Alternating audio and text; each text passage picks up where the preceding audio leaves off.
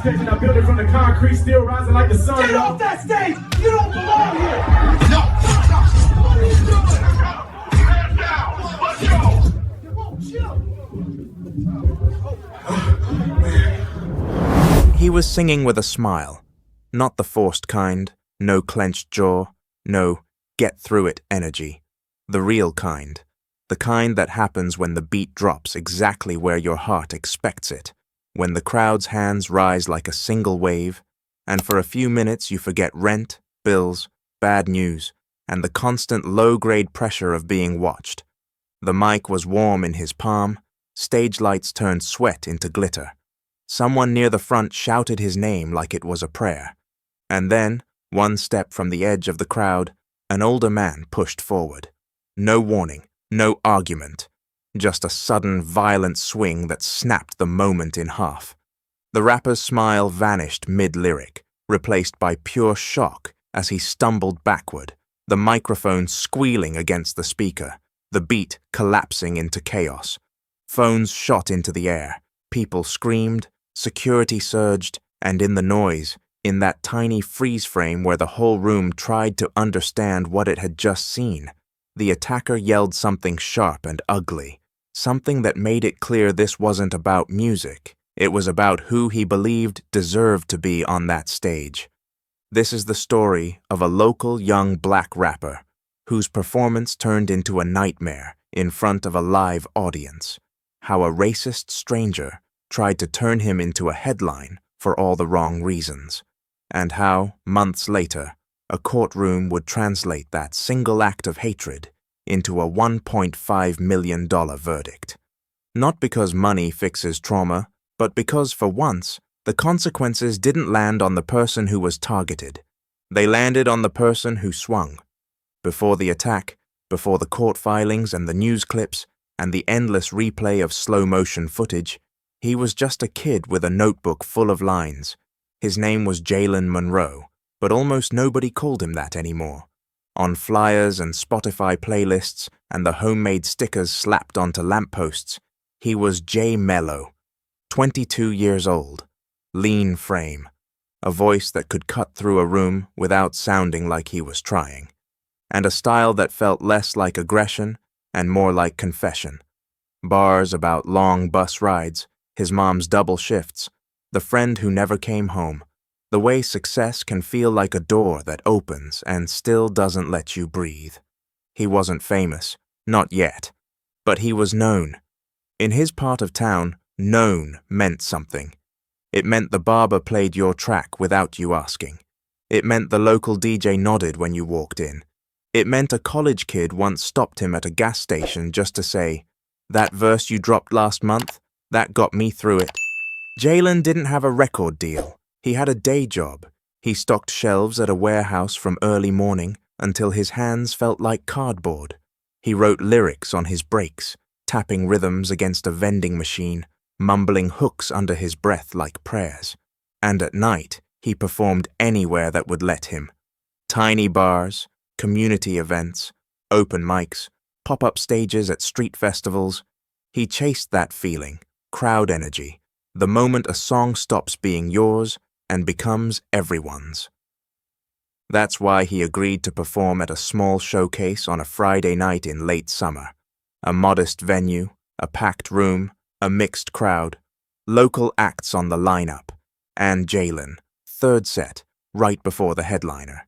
He showed up early, sound check, a quick fist bump with the DJ, a prayer text to his mom, "I'm on at 10, love you."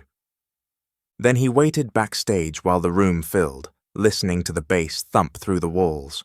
When his name was announced, he stepped out smiling. Not because he didn't feel nerves, because he finally felt like himself. If you're watching right now, quick question. Where are you watching from? City, state, country? Drop it in the comments. And if you care about stories where the truth isn't just something bad happened, but here's what it cost, and here's why it mattered, hit like and subscribe. It helps more people see these cases, and it tells the algorithm that accountability stories are worth telling. Now back to the stage, because the attack didn't happen in a vacuum, It happened in a room full of people, and that room would end up becoming the difference between he said, she said, and a verdict. The first song went clean. Jalen paced the stage like he belonged there. The crowd leaned in. He threw his arm out on the hook and watched hands rise. On the second song, he started to relax. He smiled again, wide this time, because someone near the front rapped the lyrics back at him. That's the moment the stranger moved. Witnesses would later describe him the same way. Middle-aged to older. Broad shoulders, red face. The posture of someone who thought he was entitled to space. He wasn't with the group that came for the show. He wasn't wearing a wristband that matched the entry stamp. He was just there. And as Jalen stepped toward the edge of the stage, Mike angled down so the crowd could take the next line. The man shoved through two people and reached up. Some say it was a punch. Others say it was an open-handed strike. But everyone agreed on the part that mattered. It was sudden, it was targeted, and it landed. Jalen stumbled backward, shoulder slamming into a speaker stand. The mic screeched. The DJ's eyes went wide as he killed the sound. For half a second, there was the kind of silence you only get when a room's brain is buffering. Then the noise hit. Shouts, chairs scraping, a woman screaming, "Get him off the stage!" Security rushed in, too late to stop the first hit, just in time to prevent the second. Jalen stood there, blinking hard, hand to his face, trying to process how quickly joy can turn into danger. And that's when the attacker yelled, not just anger, not just drunk nonsense, a phrase that made several people flinch like they'd been slapped too. Something racist, something meant to humiliate, something meant to tell Jalen, "You're not safe, even here." Phones caught it. That mattered, because later the attacker would try to claim it was a misunderstanding, and videos don't misunderstand. Jalen's friend and unofficial manager, Malik "Not" Evans, jumped onto the stage from the side. "Jay, you good?" he asked, voice shaking. Jalen nodded once, too fast. The kind of nod you give when you don't want to make this real. But blood had already started to show at the corner of his mouth. He could taste metal. The venue staff pulled Jalen toward the backstage area, away from the crowd, while security forced the attacker backward. The man fought them. He kept yelling. He kept pointing, like he wanted the whole room to know he wasn't sorry. Someone in the crowd shouted, "Call the cops." Someone else replied, "He's gonna hurt somebody." And in that messy scramble, Jalen looked out at the faces, some terrified, some furious, some filming with hands that were visibly shaking. It hit him then. This wasn't just his moment being stolen. It was a message sent to everyone watching. A reminder that even in a room built for art, hatred can walk in like it owns the place. Police arrived within minutes. By the time they pushed through the front entrance, the attacker had been pinned near the bar, arms held behind him, still trying to twist free. Jalen sat on a folding chair backstage, a paper towel pressed to his lip, adrenaline making his fingers tremble. An officer took a statement. "What happened?" Jalen spoke slowly. "He hit me," he said. "I was performing. He came up and hit me." "Did you know him?" "No." "Did you say anything to him?" "No." It felt surreal to answer questions like that, like he was being tested for whether he deserved sympathy. But then the officer said something that would later become crucial. "Do you have video?" Jalen looked at Malik. Malik held up his phone. "So do about 20 other people," Malik said. The officer nodded. "Get those to us," he said. Because in 2025, videos are often the difference between a story being dismissed and a story being proven. That night ended in an ER. Jalen didn't want to go at first. He wanted to go home. He wanted to shower off the sweat and the shame. He wanted to crawl into bed and pretend the stage was still safe. But the pain in his jaw grew sharper as the adrenaline drained. By midnight, he was in a hospital room under harsh fluorescent light, waiting for imaging, trying not to look in the mirror. The diagnosis wasn't catastrophic, but it was real. A cracked tooth, a bruised cheekbone, soft tissue damage, the kind of injuries that heal while leaving a long shadow behind them. Because the part that didn't show up on an X-ray was the feeling Jalen couldn't shake. The feeling that his body had been volunteered into someone else's hatred.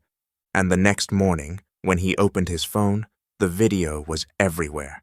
A clip of him smiling, then the strike, then the audio. The racist phrase, the crowd's scream. It spread across timelines with captions like, "This is insane. He was just performing. How does this happen?" And Jalen watched it once, then again. Then he threw the phone onto the couch and stared at the ceiling. Because being viral doesn't feel like validation when the thing that went viral is your pain. The next few weeks were a blur.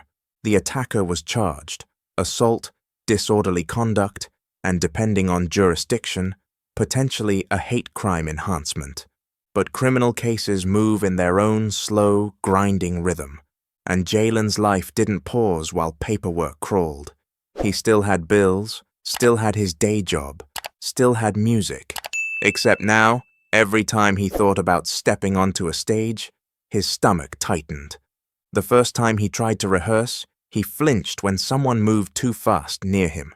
He hated that, hated the way fear tried to rewrite his instincts. Malik noticed. "You don't have to rush back," he said. Jalen stared at the mic stand in their tiny rehearsal space. "I don't want to be scared of this," he said. And here's where the story turns from bad night to bigger fight. Because the physical attack was one thing, but what followed was a second layer. The online messages, the anonymous threats, the people insisting Jalen must have provoked it. The familiar move where blame gets redirected onto the person who was hit. It was exhausting. And in that exhaustion, Jalen did something he'd never done before. He called a lawyer. Her name was Rachel Sloane. Civil litigation, personal injury, civil rights work when the facts supported it. She watched the video once without speaking. Then again, pausing on the moment the attacker yelled. Then she looked at Jalen. "This is strong," she said. Jalen didn't smile. "It doesn't feel strong," he replied. Rachel nodded. "That's the thing," she said. "Strength isn't how you feel. Strength is what the facts can carry." She explained the difference in plain terms. The criminal case is the state versus the attacker. The civil case is you versus the attacker. Criminal court can punish. Civil court can compensate. Medical bills, lost income, pain and suffering, emotional distress. And if the jury believes the attack was motivated by racial animus, that can affect how they see damages. Jalen listened, jaw tight. "So I sue him," he said. Rachel tilted her head. "We sue him," she corrected, and then she added the part Jalen hadn't considered. "We also look at the venue," she said. Jalen blinked. "The venue?" Rachel held up a hand. "Not always," she said. "But we ask, did they have adequate security? Did they overserve? Did they ignore warning signs? Did they fail to remove a person causing trouble before he reached the stage?" Jalen's mind went back to the stranger's face, the way he seemed primed, like this wasn't an impulse. "People saw him moving up," Malik said quietly. "They thought he was just hyped." Rachel nodded. "And that's what we investigate," she said, "because civil cases aren't just about what happened. They're about what should have prevented it. When the lawsuit was filed, the language was cold. Plaintiff, defendant, damages, intent. But behind every line was the moment Jalen's smile disappeared. The defendant, named in the suit, responded the way defendants often do. Denial, minimization, a claim that he was provoked, a suggestion that he felt threatened. A laughable idea on its face, because the video showed a performer holding a mic, smiling, not approaching anyone, not threatening anyone. But defense strategies aren't always about truth. They're about doubt. Rachel Sloane didn't chase the doubt, she chased the evidence. She gathered witness statements.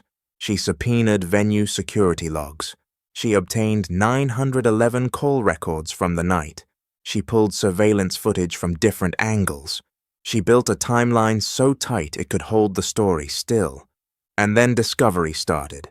That's where defendants learn, painfully, that what you said in private can become public. Texts, social media comments, posts, messages, search history.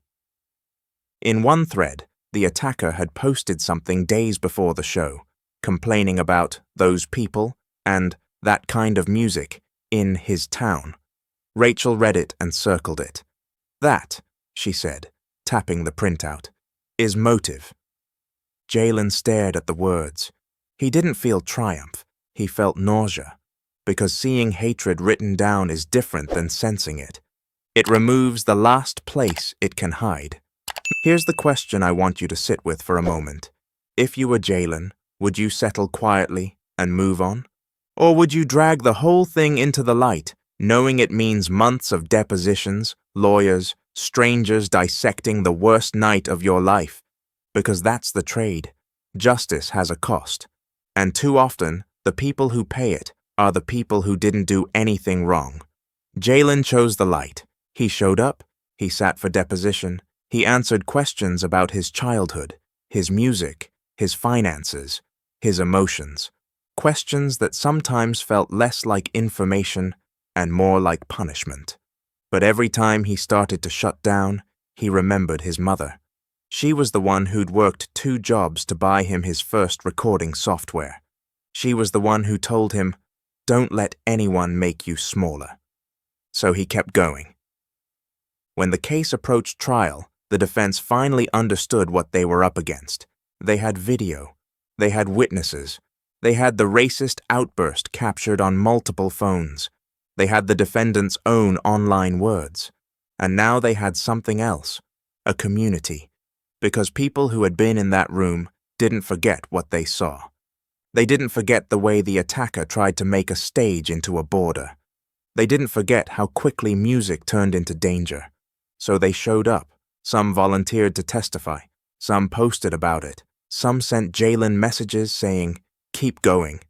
And that support mattered, because the opposite of being targeted isn't just being believed, it's being held. The trial, when it came, wasn't dramatic in the way television makes it. It was fluorescent lights, wood paneling, a judge with a tight schedule, jurors who looked tired from their own lives, and a young rapper in a suit that didn't quite fit, sitting at a table, hands folded, trying not to look at the man who hit him. Rachel opened simply. "This case is about a violent, unprovoked attack," she said, "and the racist motive behind it." Then she pressed play. The courtroom watched Jalen smiling. They watched the strike. They heard the words. Some jurors flinched. One juror's mouth tightened. And in that moment, the defense strategy, doubt, confusion, provocation, started to crumble. Because the jury wasn't asked to imagine. They were asked to watch. Witness after witness testified. A bartender, a security guard, a woman from the front row whose hands still shook when she described the sound the mic made when Jalen stumbled. Medical professionals talked about injuries. A therapist described trauma responses, hypervigilance, anxiety, the way a single violent moment can echo into future moments that should be safe. The defense tried to cross-examine, tried to suggest Jalen's lyrics were aggressive. Rachel objected, sustained, because the courtroom didn't care about stereotypes. It cared about what happened. When the defendant took the stand, he tried to soften himself. He said he lost control. He said he was drunk. He said he regretted it. But then Rachel pulled up his posts, his words, his complaints, his pattern. She asked him to read them out loud. He hesitated. The judge instructed him to answer. He read. The courtroom got colder, not in temperature, in feeling, because reading your own prejudice out loud in public strips away the mask. Rachel asked one final question. "You didn't hit him because you were scared," she said. You hit him because you were angry that he was there. Isn't that true?" The defendant swallowed. He looked at the jury. He looked at the judge. He looked at Jalen, and he said, quietly, "I don't know." But everyone in that room knew. The jury deliberated. Hours, not days. When they returned, Jalen's hands were trembling under the table. The foreperson read the verdict. Liability, yes. Damages, medical, lost income, pain and suffering. And then the number, $1.5 million. It didn't sound real at first, not because Jalen didn't believe he deserved it, because he couldn't believe it had to cost that much for the system to say, "This was wrong." The defendant stared forward, jaw locked. Rachel placed a hand lightly on Jalen's shoulder. He didn't celebrate. He exhaled, a long, shaky breath, like his body had been holding something for months and finally let it go. Outside the courthouse, cameras gathered. Reporters asked the predictable questions. "Do you feel vindicated? Will this change anything?" Jalen paused before he answered, because he knew how easily soundbites can flatten a life. "I didn't ask for this," he said. "I asked to perform. I asked to be safe. I'm grateful the jury saw what happened, but I wish I never had to sit in that courtroom in the first place." Then he said something that landed harder than the money. "I want every kid who looks like me to know. You don't have to take it in silence." The weeks after the verdict were complicated. On paper, $1.5 million sounds like a clean ending. It wasn't. There were motions, there were negotiations, there were legal fees, there were structured payouts, there were the practical realities that court headlines don't mention. But even through the paperwork, Jalen felt something shift. The venue invited him back. He said no, not out of spite, out of boundaries. He chose a different stage months later, an outdoor festival with daylight, bigger security, and a crowd that came to hear him, not test him. Right before he walked out, Malik asked him, "You ready?" Jalen looked at the microphone, then he looked at the sky. He nodded. "Yeah," he said, "I'm ready." When he stepped onto that stage, the first thing he did was pause, not for drama, for ownership. He looked at the crowd, he smiled, and he started the song that had been interrupted, the one people only knew now as the song from the video. But to Jalen, it was always just his. This time, nobody swung. The beat carried, the crowd sang, and Jalen finished the verse. So what does this story actually prove?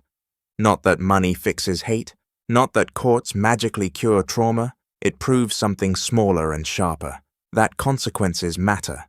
Because for too long, racist outbursts have lived in a world where the cost is mostly paid by the person targeted.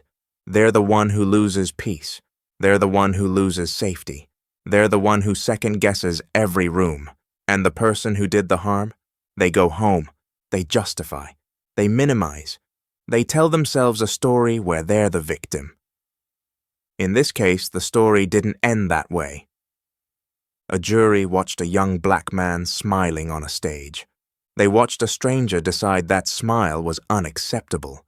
They heard the hate, they saw the violence, and they wrote a number that said, plainly, "You don't get to do that and walk away clean." Here's the final question I'll leave you with. How many people have been hit, physically or emotionally, by the same kind of hate, only without a room full of witnesses, without a camera angle, without a lawyer who knows how to translate pain into evidence? Because for every case that ends with a verdict, there are countless moments that never reach a courtroom. That's why the most powerful part of Jalen's story isn't the $1.5 million. It's the fact that he kept showing up. He didn't disappear. He didn't let one racist stranger rewrite the rules of who gets to take up space. He turned a stolen moment into a record, a paper trail, a verdict, and finally, a return to the only thing he ever wanted in the first place: a stage, a microphone, a beat, and the right to smile while he sings.